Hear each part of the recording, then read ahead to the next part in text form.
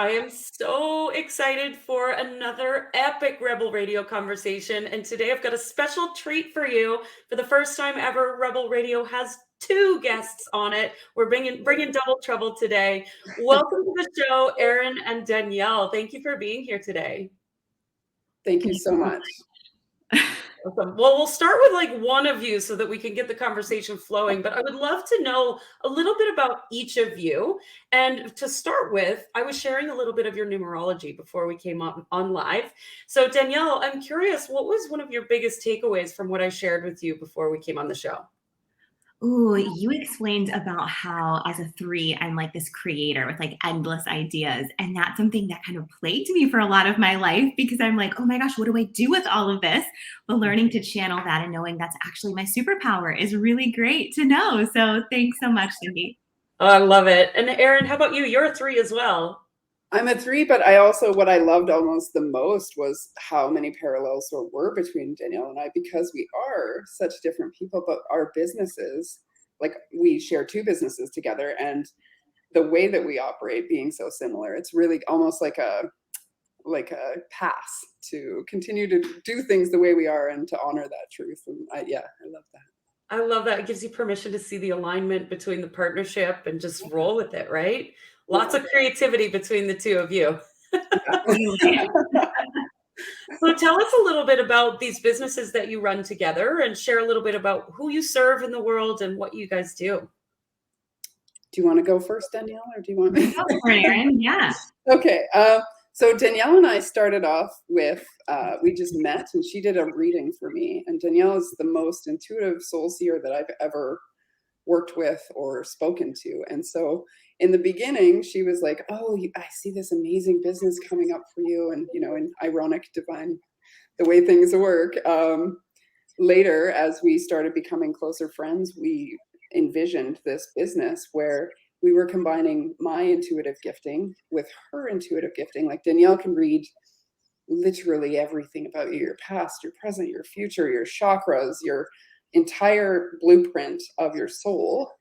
And she does this beautiful gifting of reading all of that for you and channeling your guides. And then I can take that and see exactly what she sees and put that into a 2D art experience. So we combine this. Yeah, I get really lit up by it because it's like, I can't believe this is a job. We get to work with people so intimately, right? It's like, for people to feel that seen is so rare, right? Like to be like, this is quite literally me, and I have now been seen in a way that I've never been. So I love that so much. Yeah. It's like, I mean, it's one thing to get a reading and have someone share information with you that you can process mentally, but to be able to see it in front of you and visualize it is so powerful. And it always seems to be that, like, I don't know if Danielle can speak to that as well, but it's like the timing of when a person decides to jump on this with us, they're about to do a big up level or big shift or big something dramatic, and they need that support, and they need to know, like we all do when you're about to leap, that you are being held and caught, and that you are supported. And I think that that's always what's magical about it, is most of our clients are like, okay, I'm about to do this big scary thing, and we're like, yeah, we know, and it's great, like keep going. So right, I love that. I mean, I think with any system of intuitive understanding, numerology, the same thing, where I can look at it and be like, yeah, you are going through an up level and it's okay and you're held, and then we can be the support for that person as they take the leap. Right, it's scary to jump off the cliff if you don't know that you're going to get caught. Danielle, do you have anything to add to the business description, what you guys do? Yeah, exactly what Erin said. I think the power in her work, right, as the intuitive artist, is she's taking everything that I've seen in my mind's eye, right, through someone's actual energetic field and their blueprint, and she turns it into this physical, beautiful piece of art that you can see every day. And so we're like, you're literally viewing the power of your energetic blueprint right before your eyes. You're viewing your soul's essence, like, bam, for you to see every day. And we were like, wow, that's the most powerful form of meditation, the most powerful form of energy work, right? Being able to literally see in front of you this unique, one of a kind piece of art that is literally your energy in art form to inspire you and fuel you and just like expand you every day is, we think and we feel and our clients feel, is just the most empowering, beautiful essence of you. Right. And feeling into that power, which is what we love. Oh, how powerful to just have an expression of you right in front of you, other than going and looking in the mirror. How close can you get, right? Well, for me, it's like no two pieces, because I basically just tap out, right? I was laughing with Danielle the other day because I was painting someone's, and I was like, well, I think they would like, and I was hearing their guides be like, step out. This isn't about you. I'm like, right, okay. And just do it. Nothing, they never turn out the same. They never turn out the way that I plan them, because it has nothing to do with my mind. Like Erin, the person, has to just leave and let Erin, the hand, do the work, kind of thing. Oh, I love that so much. This is not about you, Erin. And Erin, I have seen some of your artwork. It is spectacular. I'm assuming that there's a website where there's some examples of your work that I can share with the audience. Yes, we have intuitivesouLart.com, and we'll give you the link as well. And then because it's a highly intimate thing, some of our clients obviously wish for us to not share their pieces, but quite a few people have been more than willing to, especially share that aha moment. Like when they open it, it's so magical for us, obviously. Wow. Beautiful. It's total body shivers. I love it. I love it. So this leads me into the conversation, because, we're talking about intuitive work. We're talking about reading and art and creative expression through the intuition. And so it leads me to the question of, what does unity consciousness mean to each of you? Who wants to take that one first? Yeah. Go ahead. Okay. Unity consciousness to me means allowing yourself to be one with your mind, body, and spirit, and allowing for others to be one with their mind, body, and spirit, to the point where you can see everyone and everything as they are and accept it with full beauty and the uniqueness that is them and who is you, right? Who you be. I love that. Yeah. It's funny because I've been diving deep into that. I just came back from Cabo. I was at an amazing retreat there, and I was learning about judgment and the way that plays in unity consciousness, and how that was a big spiritual gap for me, was taking that out and just, like Danielle said, accepting not only other people, but you exactly as you are. And that was almost my bigger struggle, is that I was like, why am I held up by this? And learning to just take me in at full face value and be like, this is who you are, not, this much more money and this much more like whatever gaps you feel you're missing, just to be completely present and be like, we are all divine, so we are all exactly perfect right now. So yes, I love it. We're all exactly perfect right now, right? And all of our flaws and all of our beauty and all of our amazingness all belongs and all has a seat at the table. I love that. Yeah, exactly. So good. So good. So what rituals or habits do each of you have in place right now for devotion to unity consciousness, whether it be in your life or your business or just for the world?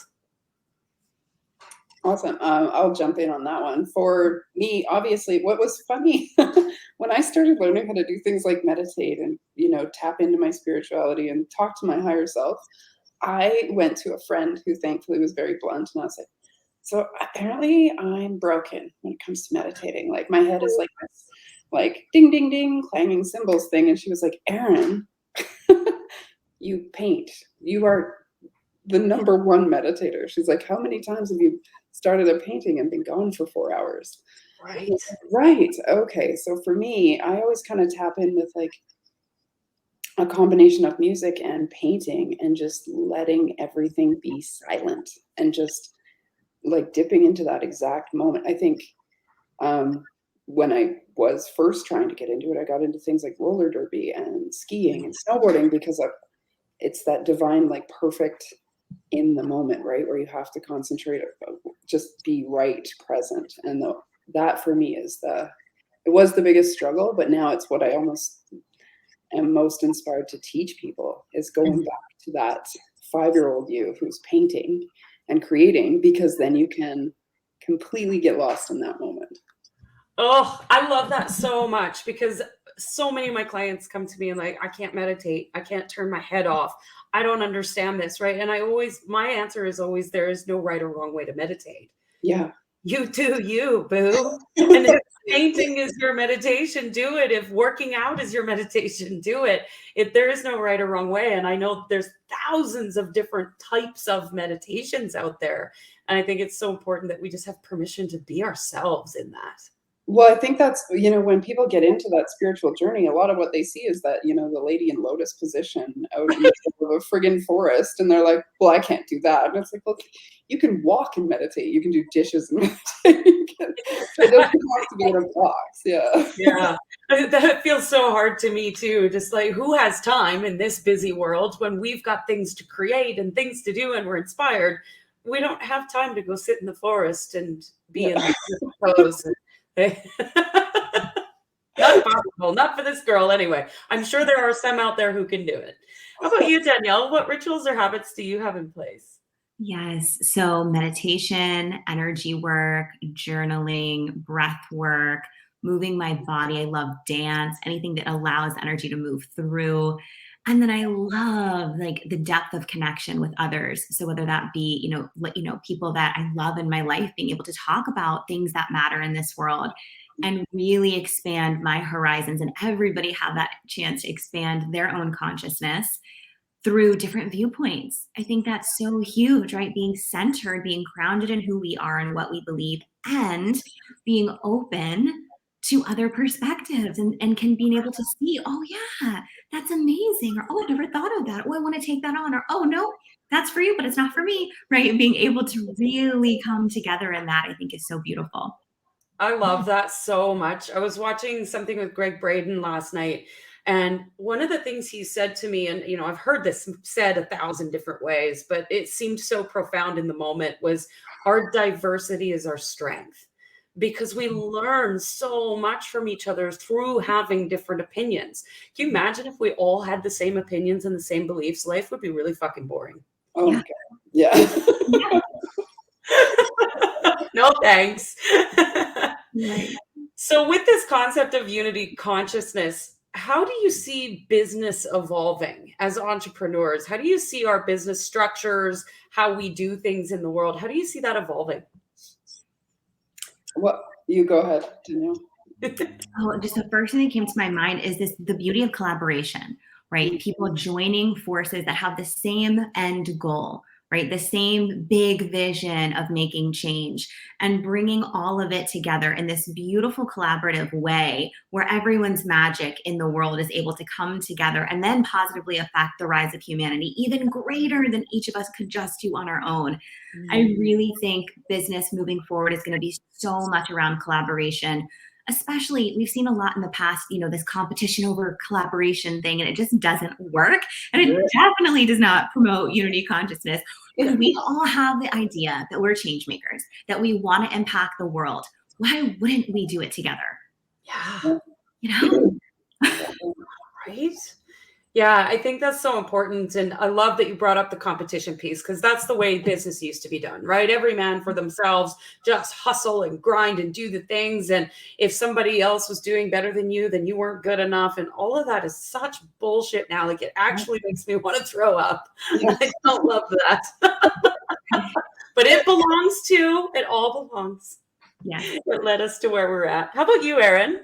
Well, I think that because you and I have a past of knowing each other, and I've followed what you've been teaching, and I think that you and I came from that same background. Danielle obviously did as well. She was in more like hospital CEO kind of role and stuff. So we've now seen and done that like broken masculine energy of work. And for me, it's all about watching the shift. Like, I lean into my intuition. If it's like, you rest today, then I rest today.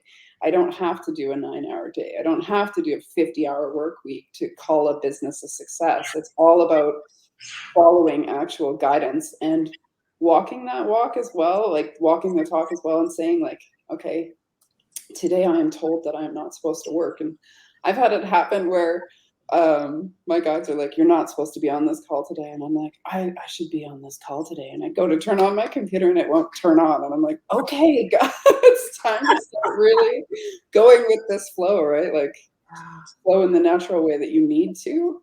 And your businesses, a lot of people have a hard time with that leap. I had a hard time with that leap.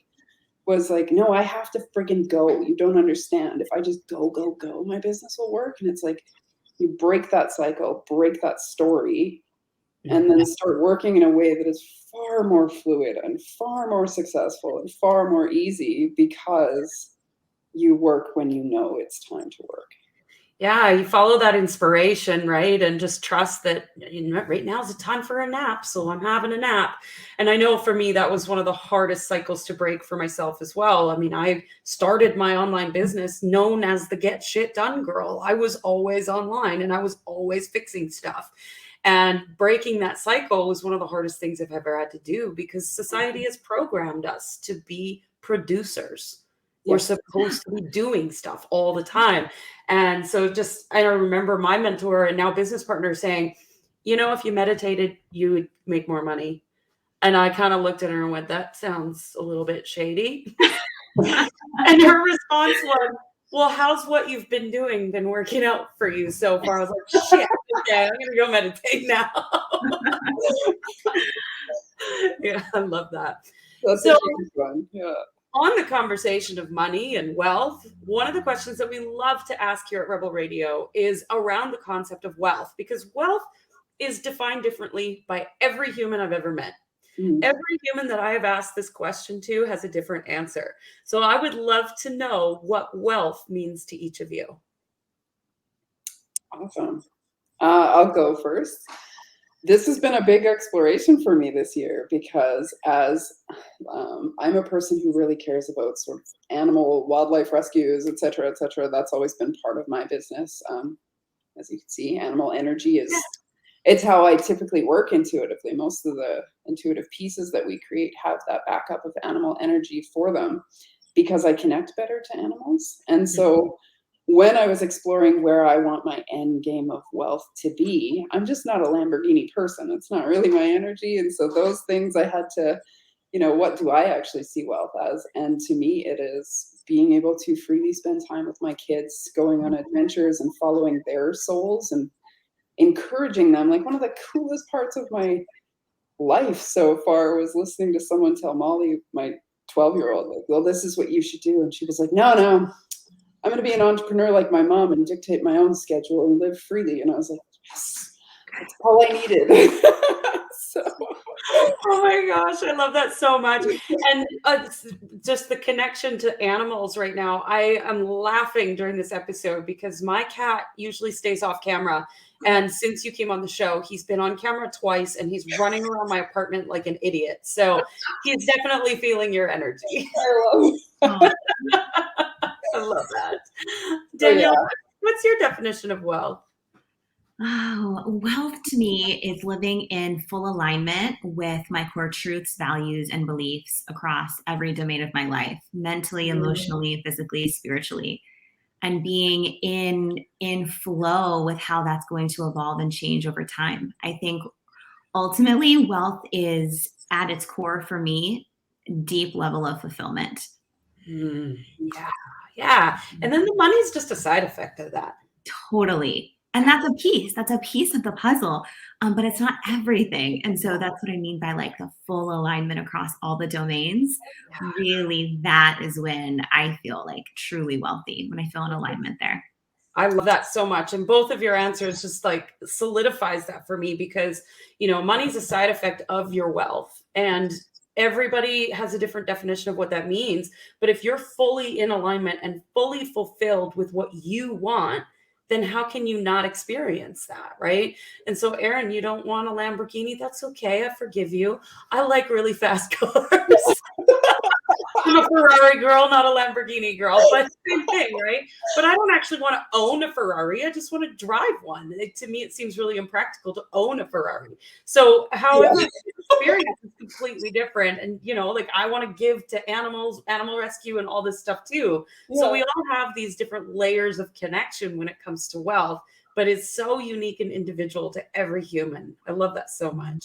I think I love too that most of us, like most of the people I meet who end up on their spiritual journey, you do start with that, like, how do I get money? And for me, that was like the driving force. Like, how do I tap into these gifts to get money? And then it was like, no, like, I have zero problem with wealth. I love wealth, and I love the idea of accruing money and creating a legacy for my family and breaking that poverty cycle and that sort of thing. But it comes from a place of, like, Danielle and I are like, I can't believe this is a job. That's wealth. Like, how cool is that to think that your job is the best thing ever? Right? Oh my gosh, like every day I wake up, I'm like, how do I get paid for this? This is so good. I love it. So good. So what is one truth that you wish every online entrepreneur knew? Good question. You don't have to limit it to one, because I know that there's more than that, but I would say what comes up for me right away is that the keys to your fulfillment and your success are literally in your energetic blueprint. And you have those answers. It's just a matter of uncovering them and diving deep into the energetics behind who you are and how you thrive in every domain of your life, which is not a one size fits all cookie cutter approach that most people are selling out there. It's not what most people tell you, what works for them is not necessarily what's going to work for you. So come into your energetic mastery, come into your soul's essence and what works for you, because you are your own blueprint. And when you figure that out, you will have massive success. yes. Yes. I love that. So good. Good answer. Yeah. Erin's like, what she said. No, for me, it is always, it came back to, and it comes back to every time. And whenever I shift or go into my ego, I get spanked for it. So I'm just like, go with your intuition, trust your highest self above all, because as we all seek mentors and we all seek people that can help us continue to climb. But no matter where those people are, they're not going where you are. So at the end of the day, if they're like, this is this, and your gut is like, no, go back to you. Always go back to you, because you actually know. You're just seeking people to show it to you. Yeah, looking for answers outside of ourselves, right? Somebody tell me what to do, because I don't want to take responsibility for my own shit. We'll have somebody. May or may not have been there in my lifetime. I love the words too. Every time my ego comes in, I get spanked. It's something that I use with my clients all the time. It's like, give me a little bit of a spiritual spanking right now. Yeah. Yeah, I love that. Well, ladies, I want to thank both of you for being on the show. It's been so fun having two guests on the show. I might have to do that more often. It's super fun. But as always, I bring the show to a close with one last question. What do you dream of for the world? Oh, wow. Danielle, do you want to go first? Sure. What I dream of for the world is truly a sense of unity, a sense of deep levels of truth within ourselves and others, where we can see, do, be, and have all that we're meant for without feeling like it's going to take away from anyone else or obstruct anyone else, but just being present to everyone is in their own lane. Everyone has their path, and we can all have it all, truly. And what a beautiful world we would live in if we could all really embody that level of truth. Total body goosebumps, and I want to cry. Thank you. Thank you for sharing your dream. Erin, what do you dream of? To me, it's about if we could all understand, because like you said, I think you were talking about your mentor saying something about, how's that working out for you? For me, the path to realizing that I was a spiritual being having a human experience was one that I was very resistant to.